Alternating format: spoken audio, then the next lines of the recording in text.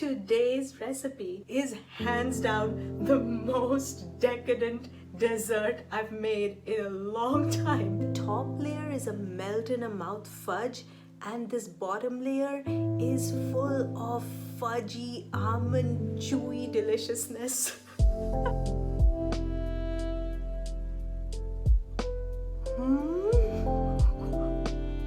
It is going to take us less than 20 minutes to make this, so let's get started. Try to use a really good quality chocolate. I'm using a bittersweet chocolate and we need 2 cups or 340 grams. We will use 3/4 of the chocolate first and save 1/4 aside for later. Add 3/4 of the chocolate to a large glass bowl. Use a tempered glass bowl like a Pyrex bowl because we are going to use the double boiler method to melt the chocolate. So place the chocolate bowl on a pot of boiling water.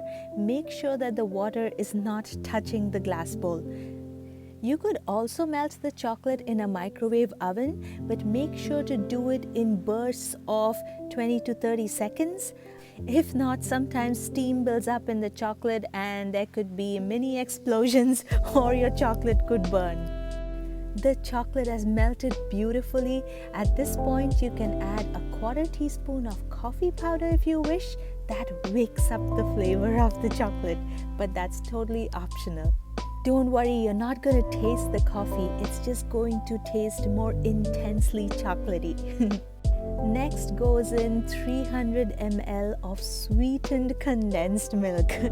This is about 3/4 of a regular can of condensed milk. Melted chocolate with condensed milk forms a beautiful tasting chocolate fudge. So smooth and so tasty.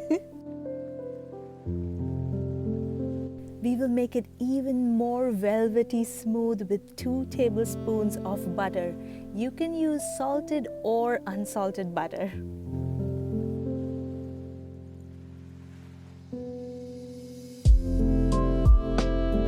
Okay, so our chocolate fudge is ready. Now it's time to take it off the heat and sprinkle a little bit of salt and 1 teaspoon of vanilla extract. Give that a good mix, and next we are going to get ready to add 2 cups of almond flour.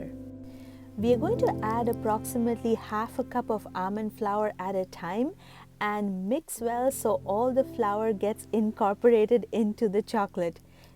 If you don't have almond flour, you can easily make it with whole almonds. All you need to do is blanch the almonds in boiling water for 5 to 6 minutes. Let the water completely cool down so you can easily then peel the almonds. Let the peeled almonds dry up and then grind it to a smooth powder. That is your almond flour. See, it looks like there is little chocolate but so much almond flour that we are adding, but you will be surprised how much flour you can incorporate into that chocolate paste. We are going for a doughy consistency that looks like that. Perfect. I love adding powdered almonds, but if you want to give it another twist, you can add in whole nuts, especially walnuts. You can add in some orange flavoring, some almond flavoring, a little rose essence. I'm telling you, tastes good. Next, we are going to add our chocolate fudge into a mold that we will grease with some oil or butter.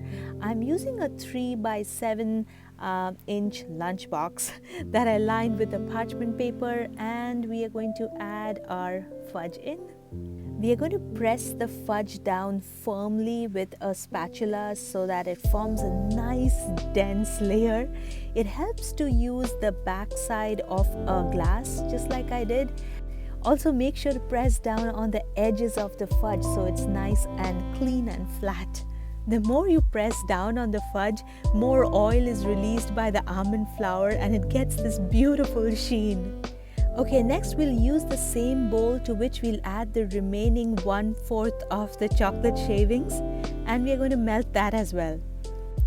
And to that we are going to add the remaining condensed milk, which should be approximately 100 ml or so. This layer is going to be a smooth fudge layer without any almond flour, and this we are going to place right on top of the almond fudge layer. Just spread it around and try to cover it completely. I always like this wavy kind of a chocolate look. It looks so tempting. You can let this firm up for a couple of hours at room temperature. I left it at room temperature for it to firm up just a bit. But if you're in a hurry, just stick it in the fridge for 15 minutes or so, and that should be good. But then after you cut it, leave it out because that gooiness should stay. In the fridge, butter firms up, chocolate firms up. It's going to be a little hard. You don't want that. So it's been a couple of hours and it's firmed up a little bit, so it's time to cut this. So it was my birthday and I told my kids this year I'm not making a cake for myself, and they started saying no, no, no, and I said, you taste this and then if you don't like it, I will make a cake for you. And after they tasted it, I had a hard time in saving one piece for myself. It's so good, I don't blame them. It's soft and so decadent and so delicious. I can imagine you making this for Christmas, for your birthdays. Imagine this on a Christmas table, right? A plate full of this. I would probably be standing there and just wanting to eat it all the time.